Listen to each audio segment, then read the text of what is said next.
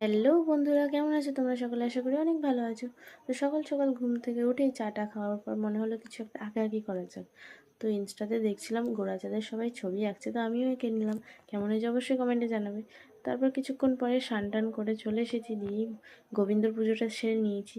তারপর skin care করার পালা। তো সেরকম কিছুই না, নিভিয়া সফট ক্রিম মেখে নিয়েছি, তারপর একটু লিপ বাম লাগিয়ে টিপ টিপ পরে রেডি হয়ে নিয়েছি, কারণ বিকেলে আমার একটা কাজ আছে। এখন যেহেতু ঠান্ডা, তো বারবার ড্রেস চেঞ্জ করতে একদম ভালো লাগে না, তো একবারেই কুর্তিটা পরে নিয়েছি।